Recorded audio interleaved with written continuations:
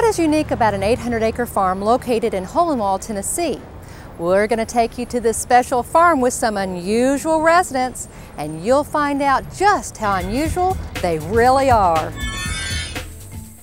We're just outside of Hohenwald, Tennessee. We're about 30 miles west of Columbia and about 90 miles southwest of Nashville. This is the 812-acre farm that you've heard about. Tara, Barbara, and Jenny all live here. Let's go meet these three young adults.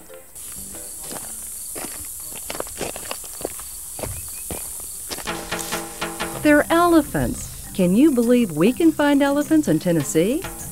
This farm is the first natural sanctuary for elephants in the United States. Why an elephant sanctuary? Let's ask one of the founders, Carol Buckley.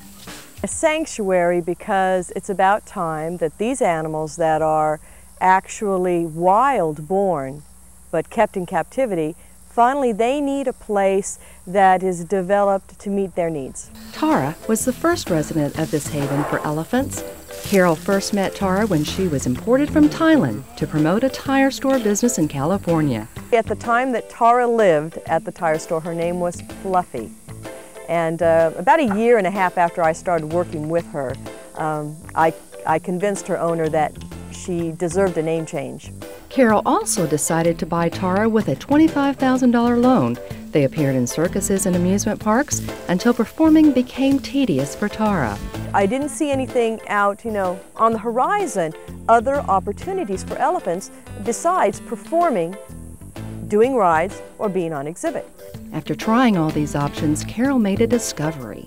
This is not meeting the need of this species, and obviously there is no place in existence yet that does in captivity. Of course, in the wild it does. And so that's when I decided I need to help found a sanctuary that provides for elephants and provides them with the needs that are so simple and so basic to them, but that's never been done before. And that's what I decided I needed to be a part of. So how did Tennessee become the location for the only elephant sanctuary in the United States? We looked everywhere. Hohenwald, Tennessee has the climate, it has the terrain, it's rural enough yet close enough for us to make sure that we can provide for the elephants.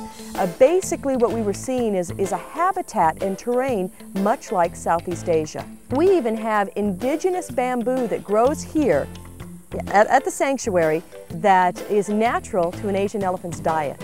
Since this beginning, two more elephants have moved here, Jenny and Barbara. Where you going, Barb?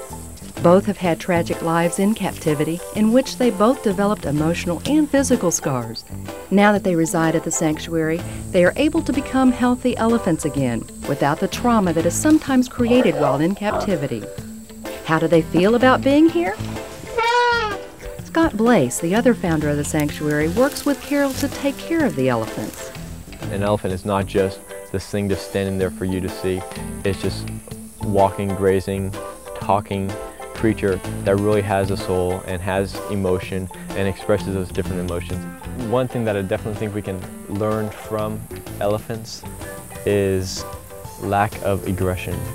Aggression in humans is very prominent. We tend to solve everything by yelling and screaming and arguing. Elephants have this understanding, a better grasp of everything that's going on around them. Humans tend to live in the moment and tend to react in the moment and react negatively. Elephants will respond in a very positive way if they're allowed to be elephants. Raising an elephant can be a lot like raising a child. They have a very long childhood. It takes them about 20 years to get full grown.